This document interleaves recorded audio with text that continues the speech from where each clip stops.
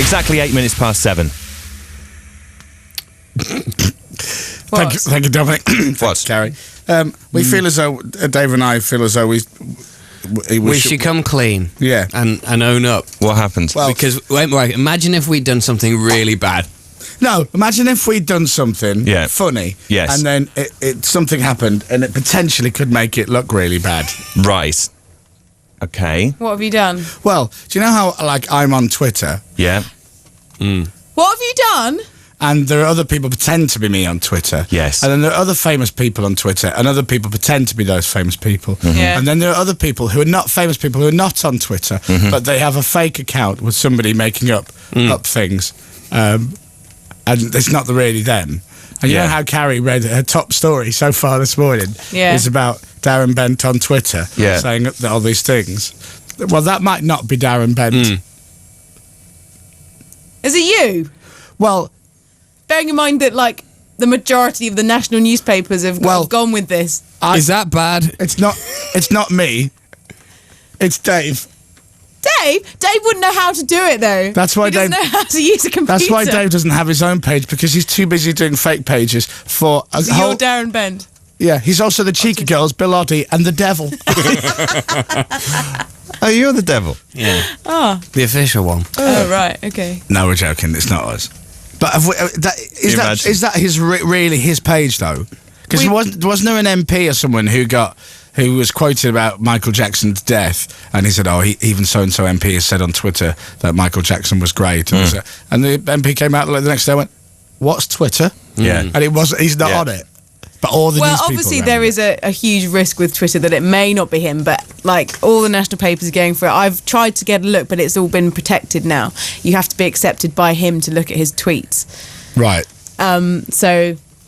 we believe it could well be him, but obviously there is that doubt with Twitter, because a lot of people do fake things. If it is him, then it just goes to show that, not all footballers are the brightest, doesn't it? Do you know what I'm saying? Really? That's such a shock. I'm gobsmacked by that. So he wants to leave, but he doesn't want to go to Hull, he doesn't want to go to Stoke, he wants to go to Sunderland. And as Dave was pointing out, if that Sunderland deal doesn't go through, well, there's 3 clubs that he definitely won't be able to play for because he's just said he doesn't want to, which is narrowing it down. And then there are other clubs, and no offence to Mr. Bent, there are other clubs who won't want him, so that then goes into the mix. It doesn't leave many options, does it really? Well, if Sunderland offered 14, I'd bite the hand off if I was Spurs. 14 million? It's a lot of money. I'd have that. Do you know I know they're looking Carrie, to recoup them. you're worth a whole lot more. For you, I would pay 14.1. Really? Yeah. The Chris Moyles Show In instalments. International Radio.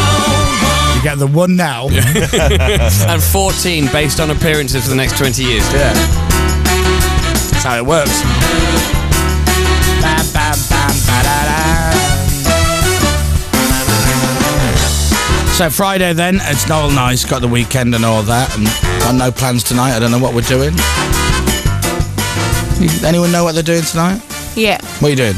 I'm driving up to Yorkshire because Tom gets back from Canada tomorrow, and I haven't seen him for ages. That would be nice. Carrie D to Major Tom.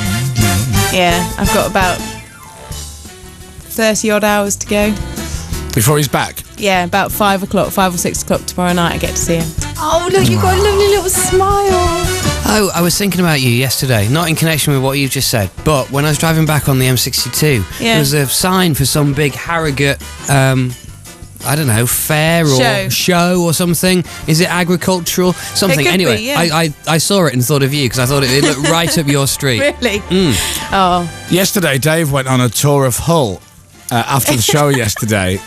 It was very nice, Now, was the tour guide your wife? Yes, because she was at university in Hull and she's never been back to Hull since she left. Right.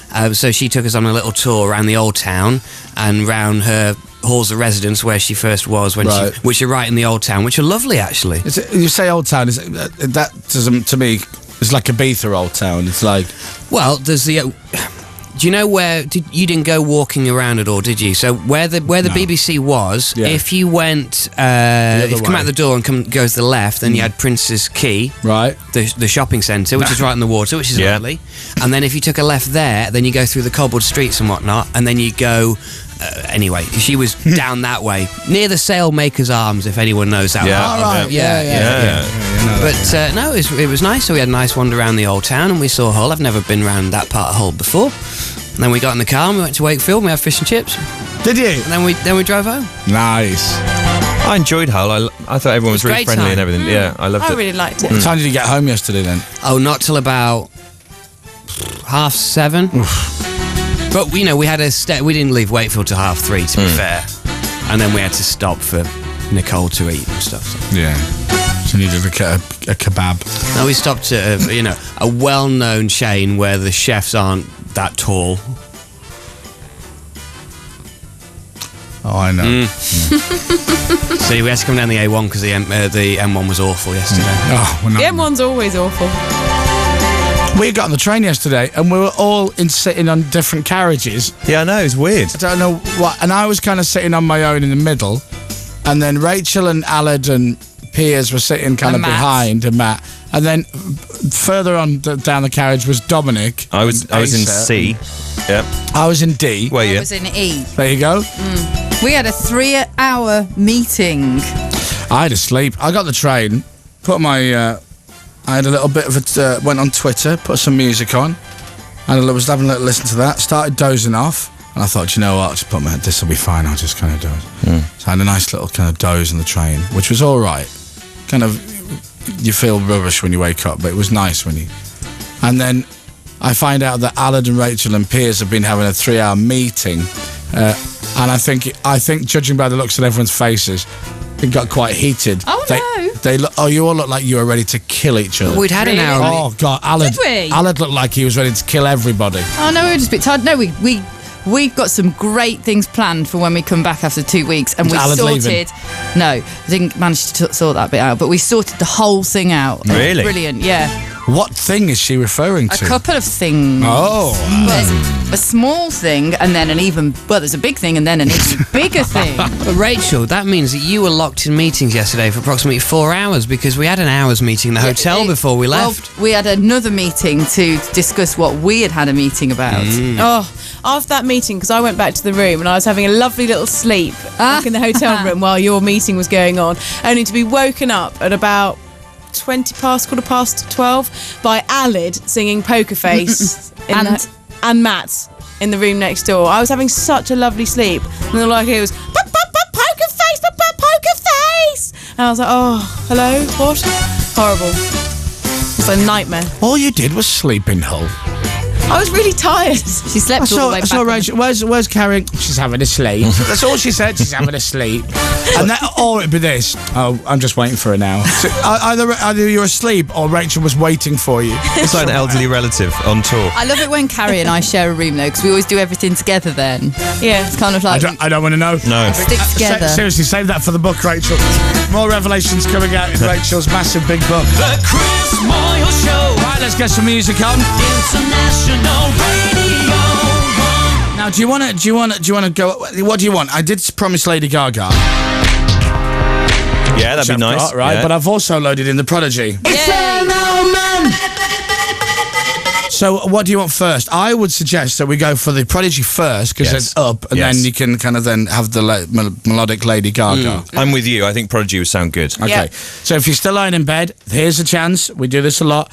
One of you gets to, because if you're with your partner or somebody else's, it doesn't matter. I don't know you. It's none of my business. Quite frankly, I'm not getting involved. I don't know anybody, and it's just going to get messy. Jump up and dance around in your pants. I know you're lying there now, the clock radio's on, or the stereo's on, or whatever, and you're lying there and you're thinking, well, I'm not getting up. And you're thinking, there's a tiny bit of doubt in your mind thinking, will my other half actually get up and start dancing around the bedroom in their pants? Text me if they do. Here it comes. It's an old man! Dance!